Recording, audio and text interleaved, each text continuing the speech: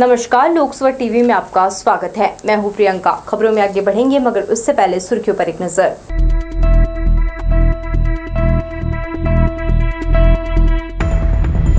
लगातार बारिश से शहर हुआ तरबतर, फसल पर छाया संकट हुआ दूर। चर्च के शरण से बेदखल किया परिवार, पास्टर पर लगाया मकान तोड़ने का आरोप। परिजनों और शिक्षा विभाग की उदासीनता से बस्ते के बोझ तले दबा बचपन। और चैनी स्नैचिंग का आरोपी 12 घंटे में पकड़ाया, मॉर्निंग वॉक पर निकली महिला को बनाया था शिकार। तो ये थी सुर्खियां, और अब खबरें विस्तार से। अवर्षा की स्थिति से आशंकित किसानों की उम्मीद जाग उठी है। जिले में लगातार तीसरे दिन बुधवार को भी अच्छी बारिश हुई। इससे जनजीवन प्रभावित हुआ, मगर अन्न उपजाने वाले किसानों को इससे फायदा होगा। मौसम विभाग ने अगले 5 दिनों के दौरान छत्तीसगढ़ में भारी वर्षा होने की संभावना जताई है। लगातार बारिश इस सप्ताह जारी रहने की मौसम विभाग की भविष्यवाणी से शहरवासियों की मुसीबतें बढ़ सकती है। इधर तीसरे दिन भी जिले में वर्षा होने से जनजीवन पर इसका प्रभाव देखने को मिला। अरपा नदी में अब दोनों पाट पानी से भर गए हैं। बहाव में धीरे धीरे तेजी आने लगी है। कामकाज के सिलसिले में बारिश से बचते हुए लोग अपने घरों से बाहर थे। सामान्य दिनों के मुकाबले सुबह से दोपहर तक सड़कों पर भीड़ कम थी। रेनकोट, छाते का इंतजाम कर शहरवासियों ने अपने जरूरी काम निपटाए। बारिश की बूंदों के साथ हल्की हवा चलने से मौसम में ठंडक बढ़ गई है। तरबतर शहर के निचले इलाकों में कहीं कहीं बारिश का पानी भरने की खबरें मिली है, लेकिन संकट जैसे हालात नहीं है। वहीं जैसा कि सिस्टम प्रबल रहने से मौसम विभाग ने 24 से 29 जुलाई तक छत्तीसगढ़ समेत कई राज्यों में तेज और कुछ स्थानों में भारी बारिश की संभावना जताई है। इसके लिए उसने चेतावनी भी जारी कर दी है। जानकारी के अनुसार खेतों में वर्षा जल भरा है। इससे आने वाले दिनों में किसान निदाई कार्य कर सकते हैं और धान के पौधों को जमा जल से बढ़ने में मदद मिलेगी। भारी बारिश की चेतावनी के बाद स्थानीय स्तर पर राहत और बचाव दल को चौकन्ना रहने कहा है। कैमरामैन सतीश साहू के साथ दिलीप जगवानी, लोकसभा टीवी, बिलासपुर। मौसम विभाग की माने तो आगे और अच्छी बारिश की पूरी संभावना है। जिले में 22.2 मिलीमीटर औसत वर्षा बुधवार को दर्ज की गई। तखतपुर तहसील में सर्वाधिक 76.4 मिलीमीटर वर्षा हुई। एक दिन में सबसे कम रतनपुर में 1.2 मिलीमीटर, बिल्हा में 40, बोदरी में 32.4, बिलासपुर तहसील में 32, सकरी में 31.7, पहाड़ी क्षेत्र बेलगहना में 25.1, कोटा में 12.2, सीपत में 10.3, बेलतरा में 2.4 और पचपेड़ी में 2.2 मिलीमीटर वर्षा दर्ज की गई है। जिले में अब तक 375.4 मिलीमीटर औसत वर्षा हुई है। सोशल मीडिया के इस जमाने में वर्चुअल रिश्ते बनने और फिर उसके खतरनाक अंजाम की कहानी सामने आती है। इनमें ज्यादातर लिव इन रिलेशनशिप और दुष्कर्म के मामले होते हैं। पास्को एक्ट में दर्ज हो रहे प्रकरण समाज के लिए चिंता का विषय है। सोशल मीडिया लोगों से जुड़ने का सबसे तेज और सुलभ साधन है, लेकिन इसमें खतरे भी बड़े हैं।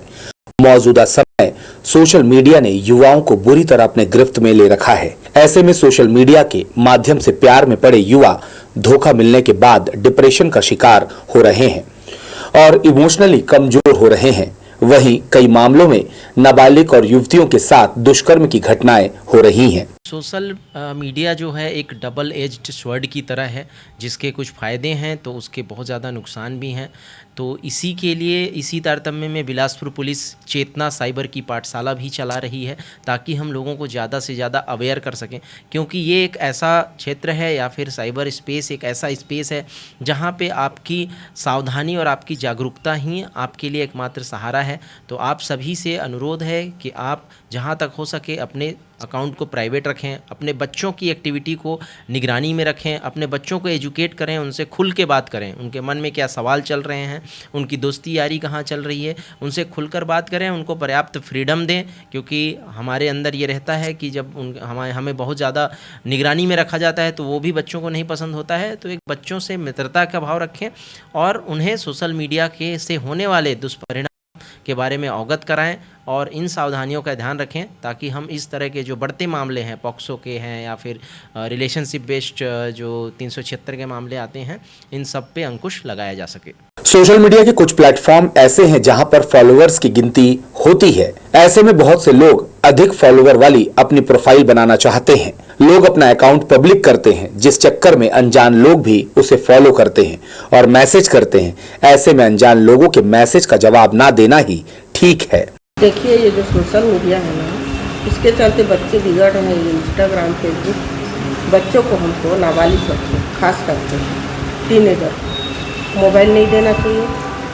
उनकी गतिविधियों पर नज़र रखना चाहिए। ज़रूरी हो कोई काम कराना है तो बैठकर सामने में उनको कराना तो बेहतर होगा। ये जो बहुत ज़्यादा इस टाइप के मामले आए हैं इंस्टाग्राम, फेसबुक वाले, और बच्चे मोबाइल के जरिए बिगड़ रहे हैं। ये दोस्ती कर ले रहे हैं, बिना देखे ताके चले जा रहे हैं, जहाँ भी ले जा रहे हैं कुछ, और इनका बहुत गलत उपयोग हो जा रहा है।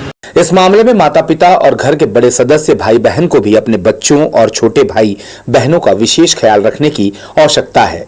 उन्हें समझाइए कि मौजूदा समय में सोशल मीडिया की जिंदगी क्या है और किस तरह से लड़के लड़कियों को ट्रैप में फंसाया जाता है। कैमरा पर्सन जय साहू के साथ आशीष Maurya, Lok Sabha TV, Bilaspur. Disciples of Christ church की कार्यवाही से एक परिवार सड़क पर आ गया। प्रभावित परिवार का आरोप है कि चर्च के पीछे उनका कच्चा मकान तोड़ा गया है। सदस्य काफी समय से मानसिक रूप से प्रताड़ित हैं। डिसाइपल्स ऑफ क्राइस्ट चर्च के पीछे कच्चा मकान बनाकर करीब 40 साल से रहने वाला मसीह परिवार एक झटके में सड़क पर आ गया। प्रभावित परिवार का कहना है कि कई साल हुए चर्च का पास्टर अनुराग नथानियल उनको जगह खाली करने तरह तरह से परेशान कर रहा है, जिससे वे मानसिक रूप से परेशान रहते हैं। बीते दिन मंगलवार को सदस्य अपने काम से और कुछ लोग अस्पताल में भर्ती और एक बुजुर्ग परिजन को देखने गए हुए थे।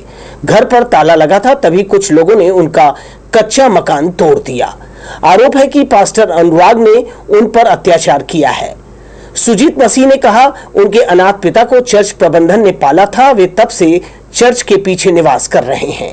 चर्च के पीछे में हमको रहते जो है, लेकिन बार बार वहाँ के जो एक व्यक्ति है जिनका नाम अनुराग नथानियल है, पास्टर है वो, और वो हमको लगातार हमको जो है प्रताड़ित करते चले जा रहे हैं। हम लोग को जो है बार बार मानसिक तुलना देते जा रहे हैं हम लोग को, जिससे हम बहुत परेशान हो चुके हैं। अभी भी बगैर हमको कुछ सूचना दिए घर को हमारा जो है, जब हम लोग नहीं थे और घर को जो है तोड़ दिया उसने बुलडोज़र बुलाकर, और ताला लगा हुआ था, हमारा ताला लगा हुआ था, उस बावजूद उसने काटा। उसने काटने के बाद ने जो है तोड़वा दिया पूरा घर को। लगातार हमको मानसिक प्रताड़ना देते चला जा रहा है। एक के बाद एक जो है परेशान करता चला जा रहा है, और ये काफ़ी समय से हो रहा है। और इस समय में ना हमको कोई सहायता मिल पा रही है, ना कहीं कोई मदद मिल पा रही है, कहीं भी कुछ हमको मदद नहीं मिल पा रही है। आइए आप देखिए वहाँ पर की स्थिति क्या है, पूरी रीति से खराब हो चुका है। बारिश में 10 से ज्यादा लोग अब एकमात्र बचे कमरे में पनाह लिए हुए हैं।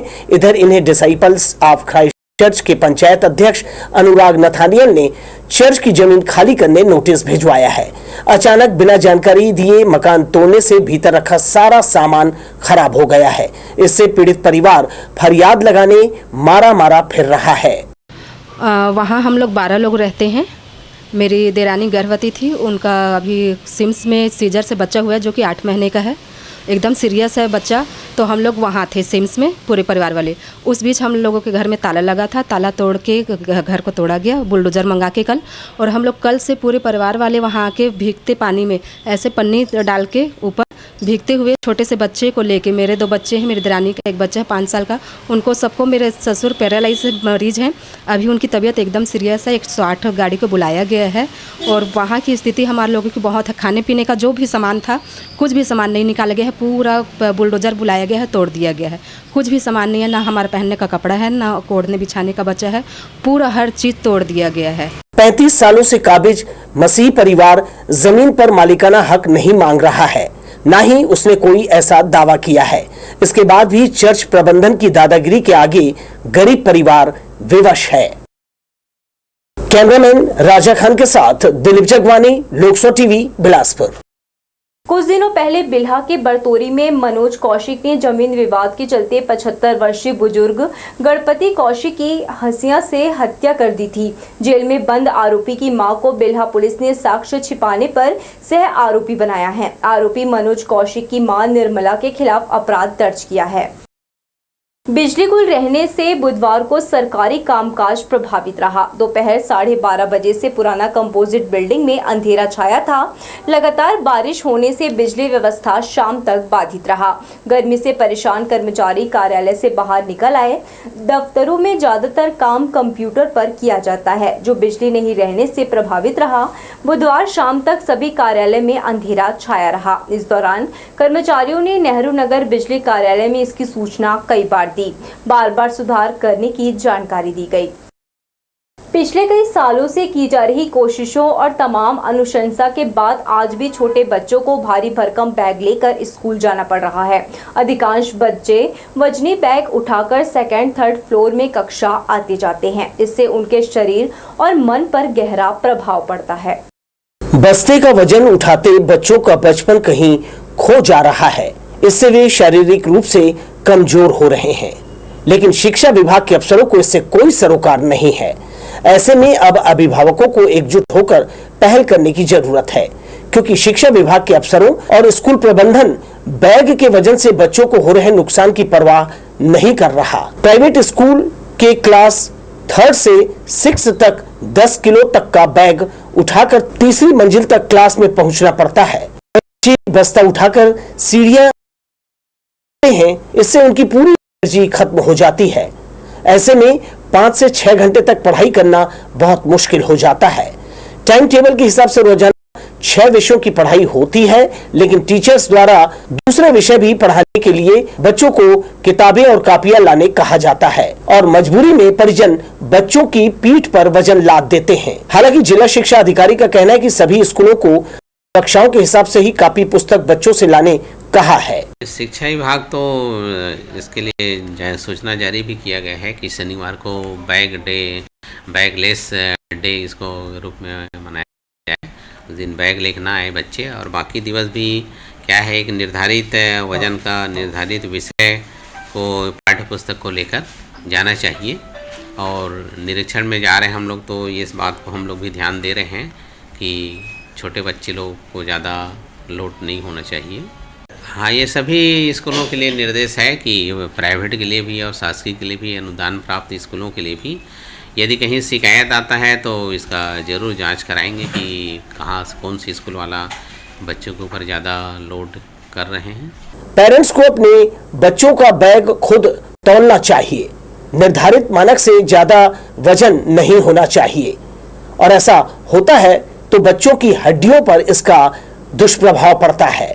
शासन ने कक्षावार लंच बॉक्स, पानी बोतल और कॉपी किताबें समेत बैग का वजन निर्धारित किया है, लेकिन कहीं भी इसकी निगरानी नहीं की जा रही है। ये चिंता का विषय है। इधर सरकारी स्कूलों में हर शनिवार को बैगलेस डे मनाया जाता है, जबकि निजी स्कूलों में इस तरह का कोई प्रावधान नहीं किया जा रहा है।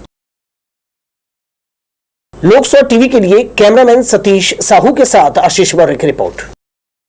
निजी भूमि पर नगर निगम का पंप हाउस बनाए जाने से कुम्हारपारा निवासी नारायण देवांगन ने बदले में जमीन की मांग की है। मेयर इन काउंसिल में लंबित इस मामले को आवेदक ने टीएल से विलोपित करने की मांग की है। उनका कहना है कि कुम्हारपारा करबला चौक के पास उनकी निजी भूमि 600 वर्ग फुट पर पंप हाउस बनाया था। बदले में उन्होंने पुराना बस स्टैंड, राजीव प्लाजा के बगल से हनुमान मंदिर के पास इतनी ही सरकारी की मांग की है। हमारी जमीन को ले लिया नगर निगम ने, ट्यूबवेल बना दिया है। ये जूना बिलासपुर का कृष्णा वार्ड और किला वार्ड, जूना बिलासपुर में पानी सप्लाई होता है।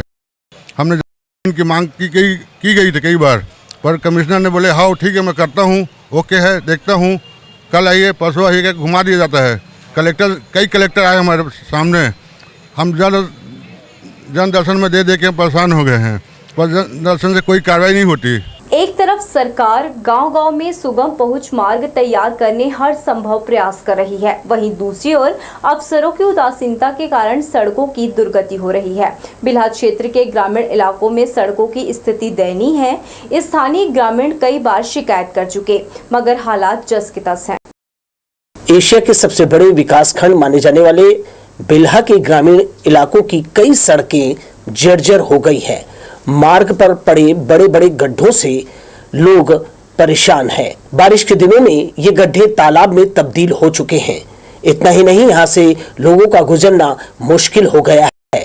अमृत जल मिशन योजना के तहत अमलडीहा से बोदरी तक पानी लाने की योजना तो अच्छी है, इसके लिए ग्रामीण इलाकों की सड़कें खोद दी गई हैं और इसका उचित ढंग से रेस्टोरेशन नहीं करने से अब परेशानी और बढ़ गई है। धमनी, कड़ार और सेवार के ग्रामीणों का कहना है कि सड़क मरम्मत के लिए कई बार आवेदन दिया है मगर कोई सुनवाई नहीं हुई।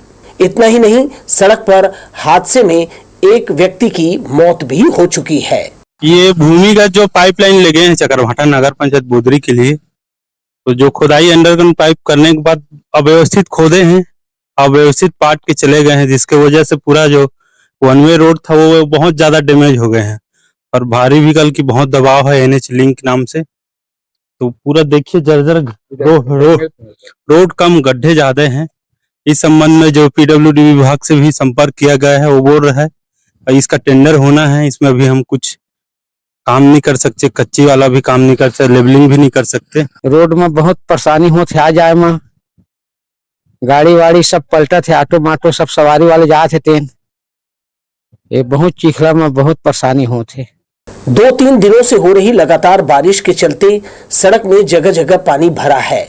इसमें फंसकर रोजाना कोई व्यक्ति घायल हो रहा है। पानी गिरने से सड़क पर कीचड़ फैल जाता है जो ज्यादा खतरनाक है। इस सड़क से होकर बच्चे अब स्कूल जाने से कतराने लगे हैं। लोकसभा टीवी के लिए बिल्हा से धीरेन्द्र मेहता की रिपोर्ट। बढ़ेंगे अहम खबरों की ओर, मगर इससे पहले सुर्खियों पर एक नजर।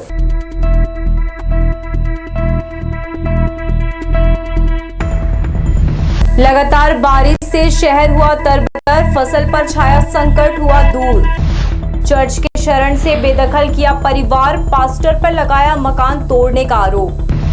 परिजनों और शिक्षा विभाग की उदासीनता से बस्ते के बोझ तले दबा बचपन। और चैनी स्नैचिंग का आरोपी 12 घंटे में पकड़ाया। मॉर्निंग वॉक पर निकली महिला को बनाया था शिकार। मॉर्निंग वॉक पर निकली 58 वर्षीय महिला के साथ चैनी स्नैचिंग की घटना को अंजाम देने वाले आरोपियों को सिविल लाइन पुलिस ने गिरफ्तार किया है। तिलक नगर निवासी डॉक्टर मेघा दाभड़कर ने रिपोर्ट दर्ज कराई कि मंगलवार सुबह वह अपने पति के साथ रिवर व्यू में मॉर्निंग वॉक पर थी।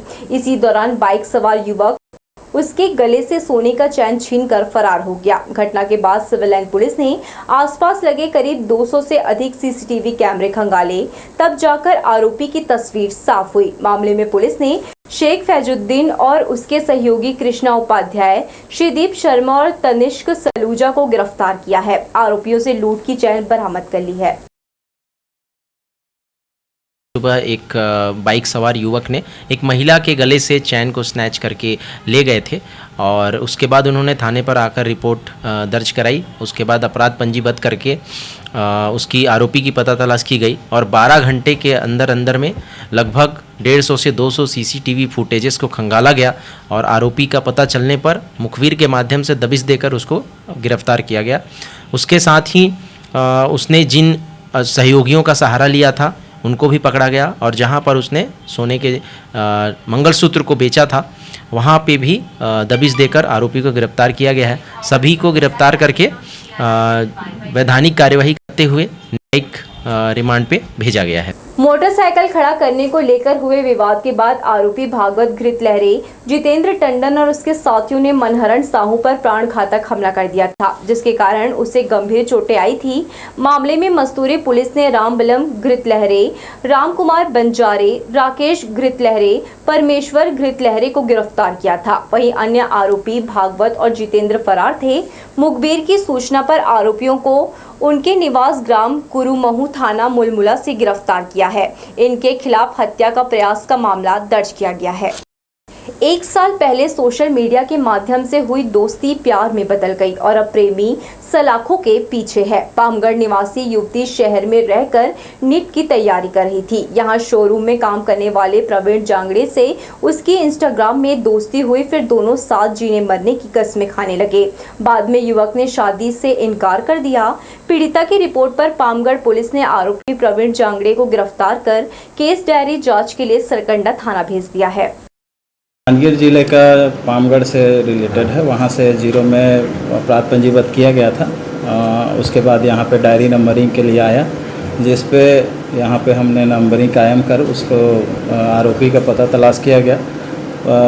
यहाँ पे क्रोम करके जहाँ पे वो इलेक्ट्रॉनिक्स सामान बिकते हैं वहीं पे वो काम करता था। उसे ला के पूछताछ किया गया उसके बारे में, तो उसने बताया कि इंस्टाग्राम से जिस लड़की से रिपोर्ट लिखाई है उससे दोस्ती यारी हुई, फिर उनके साथ कुछ रिलेशनशिप में रहे, उसी पे प्रेम प्रसंग का इन लोग का मामला था। उसी के बाद फिर लड़की ने इनके खिलाफ FIR दर्ज की, विधिवत कार्रवाई किया जा रहा है। सिरगिट्टी पुलिस ने झोपड़ापारा मस्जिद के पास दबिश देकर कोचे के पास से देशी प्लेन मदिरा करीब 15.5 लीटर जब्त किया है। आरोपी दीपक साहू के खिलाफ पुलिस को लगातार शिकायतें मिल रही थी। मुखबिर की सूचना पर सिरगिट्टी पुलिस और RPF की टीम ने आरोपी दीपक के कब्जे से बोरी में छिपाकर रखे लगभग 110 नग देसी प्लेन शराब बरामद किया है। आरोपी के खिलाफ आबकारी एक्ट के तहत कार्यवाही की गई है। तो ये थी हमारी लोकसभा टीवी की तमाम खबरें। अगले बुलेटिन में आपसे फिर होगी मुलाकात। तब तक के लिए पूरी टीम के साथ प्रियंका को दीजिए इजाजत। नमस्कार।